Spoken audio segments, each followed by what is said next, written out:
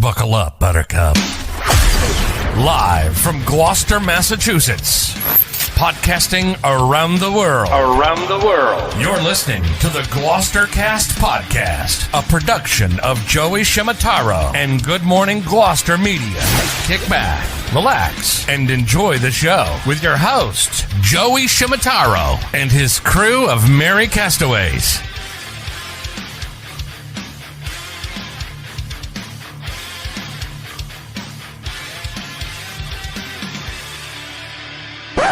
No piping plovers will be intentionally harmed in the production of this podcast.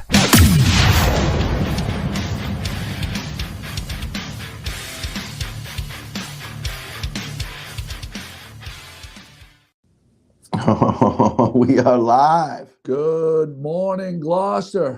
Let's go. How's our audio? Let us know how our audio is. I'm like, we're clapping. As we clap directly right into the microphones. It's peaking right now. If you have headphones on, we've ruined your hearing. Destroyed your hearing. Amateurs. We are here to talk about the upcoming Smashburger Challenge. And we've decided on a date. And we just want to go over a few of the rules and a little bit of, the idea behind it. Why don't you go forward, and I'll just fill in the blanks. All right. Well, the idea, of course, is that we are going to have a smash off, a battle of the smashers, a smash down, if you will. And we're going to have some strict guidelines for what we think is a proper smash burger.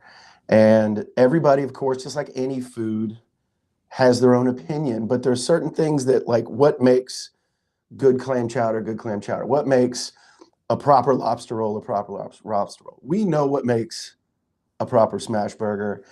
And I would say probably, Joey, about 90% of places that sell them aren't technically really making official smash burgers, are they? No, I think a lot of places have glommed onto the idea because the term has been bandied about and has become very popular. And just like a lot of things, LA and New York are generally like 3 to 5 years ahead of easily by the time it gets out to our little island here, the ideas of the cool stuff and the hip stuff.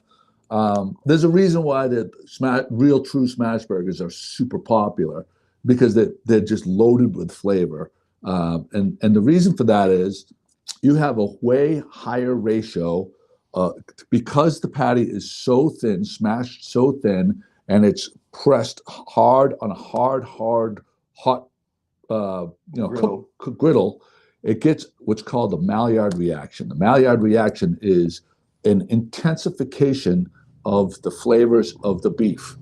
Basically, the caramelization is what most people call it. You're getting a crust. Yes. A proper crust.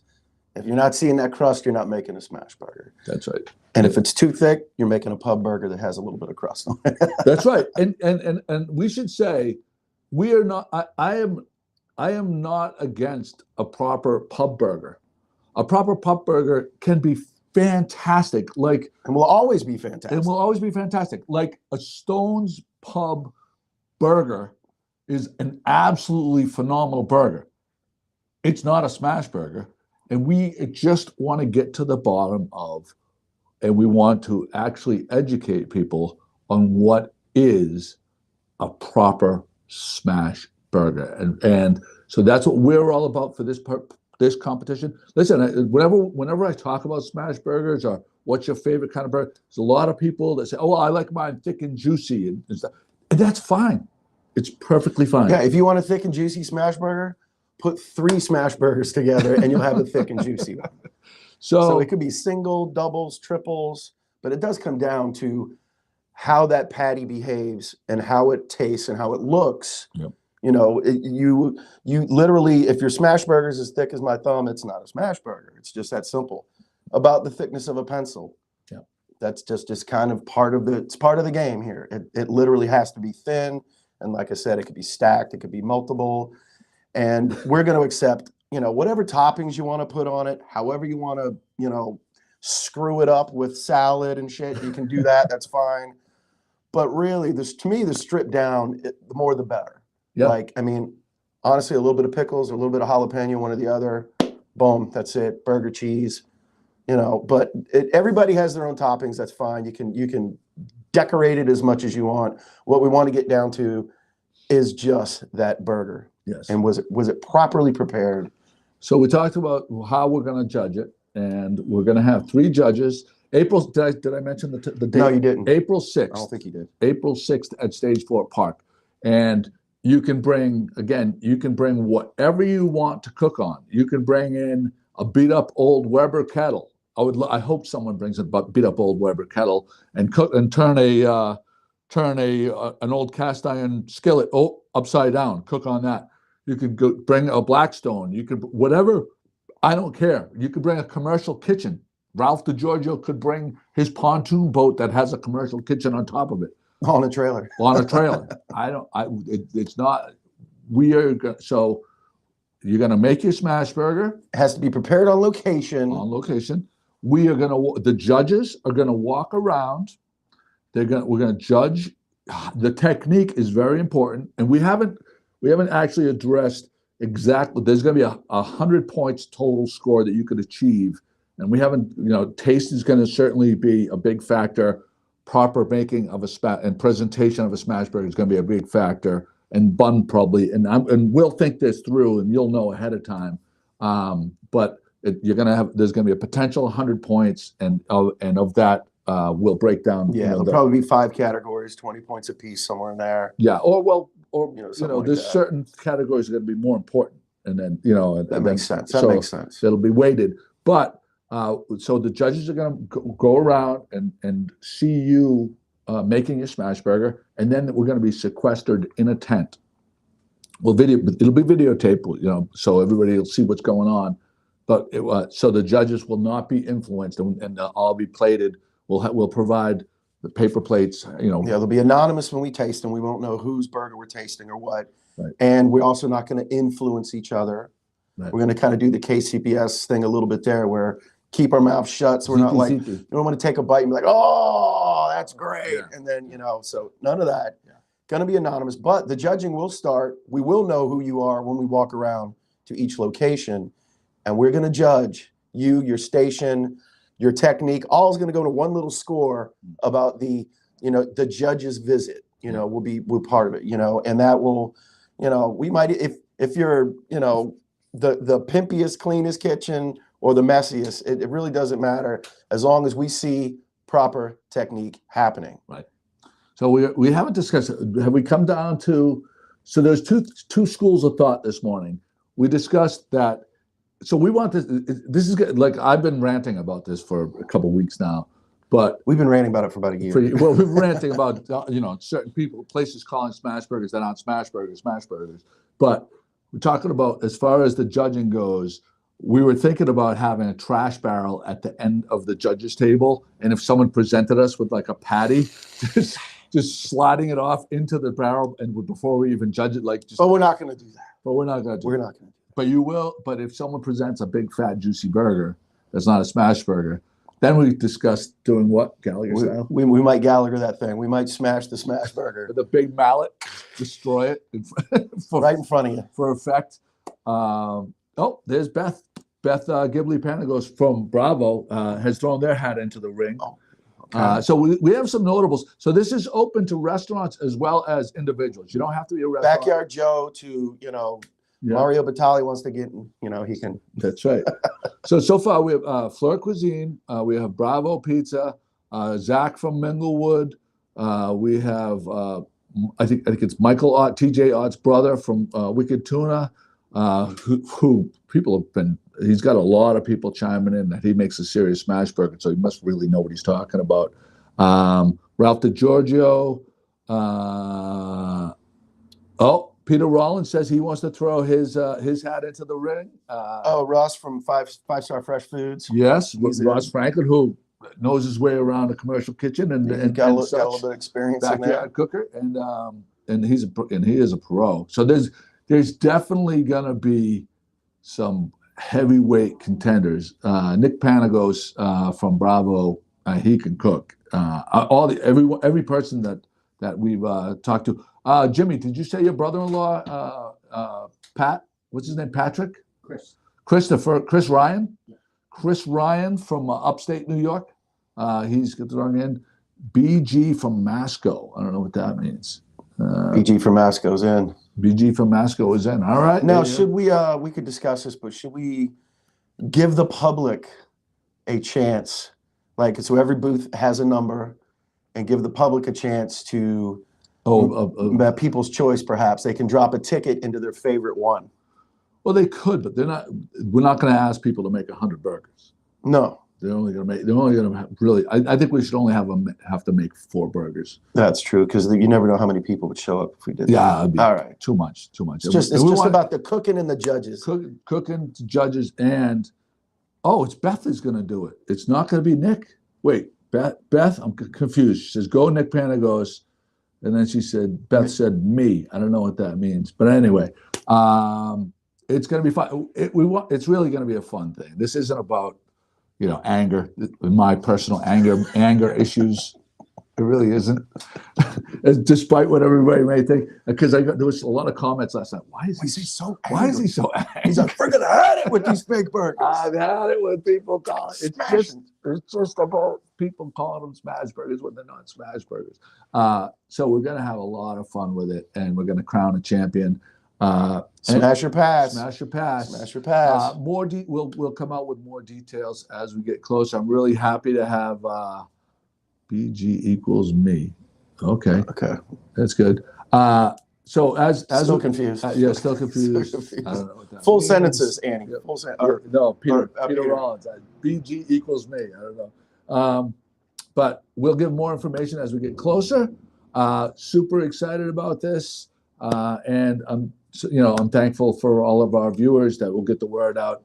Again, April 6th. April 6th. I feel like. Can we say a time yet? Though, No, we'll come up with it. It's probably going to be noontime, but we'll see. And we will have, if it's going to be absolutely pouring, we'll definitely push it to maybe April 7th, something like that. Because no one wants to be out in miserable rain, But if it's a sunny day above 48 degrees, we're gonna make it rock. And I think we should get a crown so we can have the Smash King.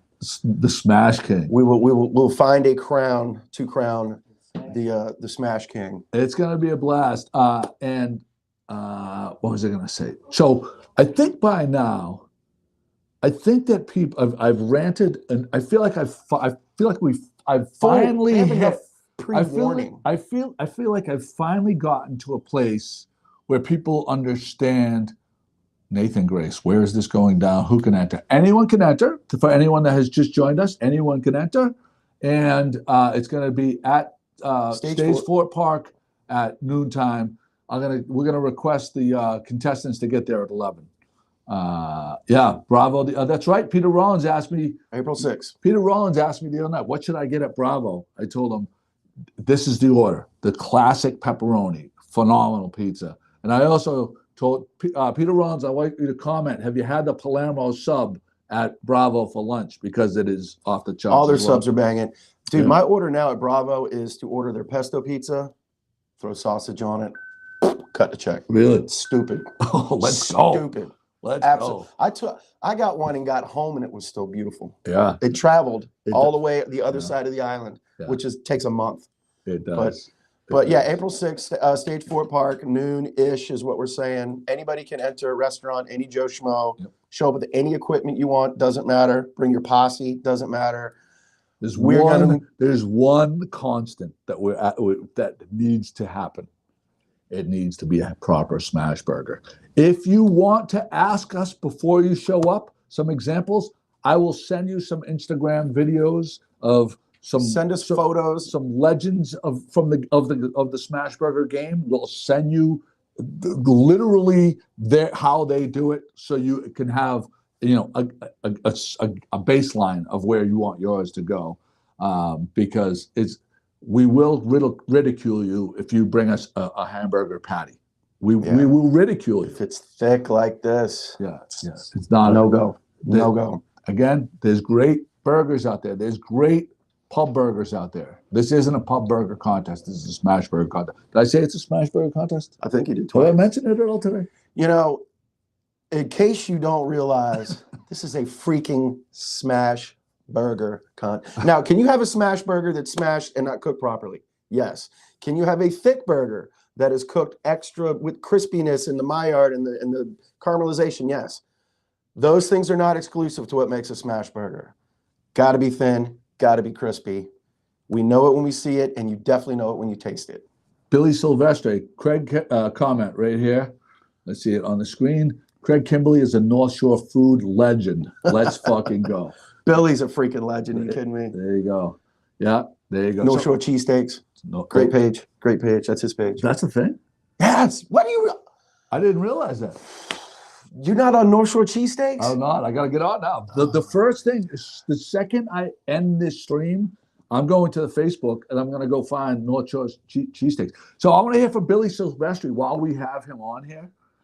I'm going to say a place that has a cheesesteak, and I want to hear what he has to say about it, because I think it may. Because I have no idea what he's gonna talk about it. And I trust his take on almost all food, but his take on a proper steak and cheese it's gold. So whatever he says to Billy, if you're still there, here it comes. So Billy, I want to hear your take on a Market Basket cheesesteak. Here we go. Because I think it is probably, sneaky one of the best values like on the planet. Never mind like anything else. Like if you get one of those, and I think there are some places that live off of their like 2 decades ago cheesesteak prowess, and people will name them as great steak and cheeses. And if you go there today, like the quality has gone, like they went from the griddle to like it almost feels like it's boiled meat. There's no like we're talking. You know how we talk about Maillard reaction? Yeah.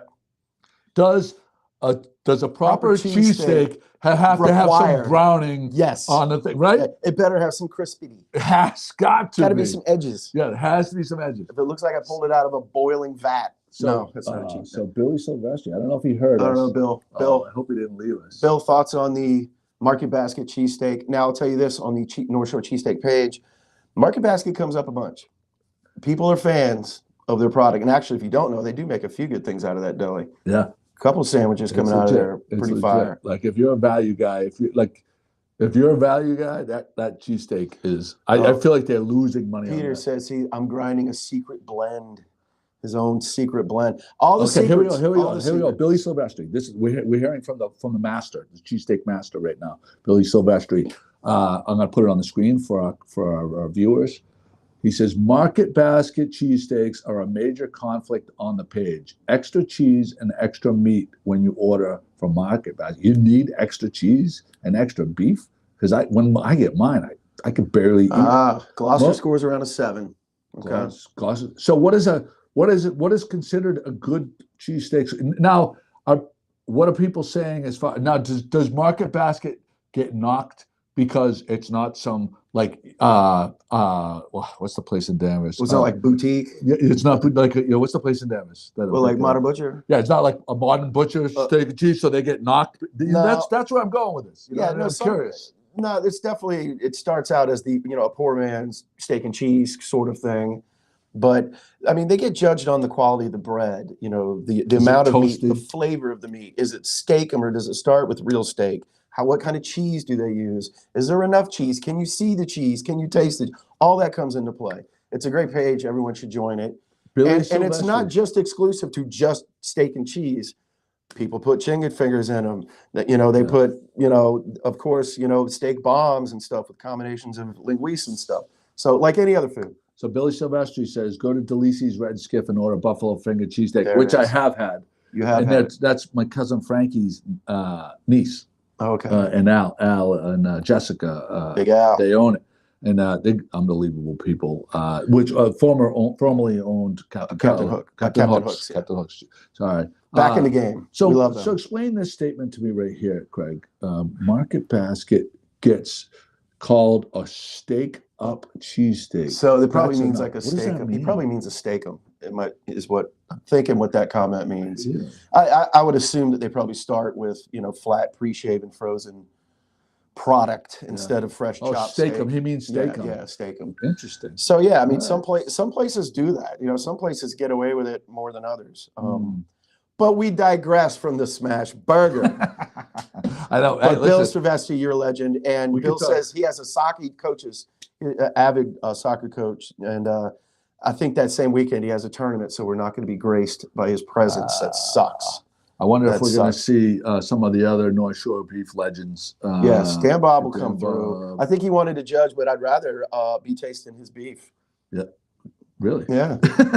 Well. He looks like a well-beefed man. So, yeah, I think there's a few guys from the beef page that should come out and compete. A lot of these guys do have the black stones and the little griddles and stuff. So, put that thing in the back of your truck and come out April 6th. Let's get it on. Do your homework. Do your practice. If you don't know what a proper one is, figure it out. If you think it's proper, we'll let you know. We really don't want to have to embarrass you. So We do not want to. We do not want to slide that burger into the trash. Please don't. I'd rather not. Please don't show up with a patty this big. Please don't do it. Don't make us. We don't want to do it. We don't want to embarrass you, and we're gonna have a lot of fun. Contestants show up at 11, but just Or as early as you want, whatever. whatever you want to set up is fine. Please stay tuned to the page. More details. information will come out as we go. We'll show you the designated area and all that jazz. We'll have all that dialed up before the 6th. That's right. All right. Thank you, Craig, for joining us. Thank you for all of our people that are going to come that day. And this has been a lot of fun. Can't wait to see you guys on April 6th. April 6th. We will see you on the 6th. We're going to go out with our right here. We're going to go out Some with fly music and fly. little Annie.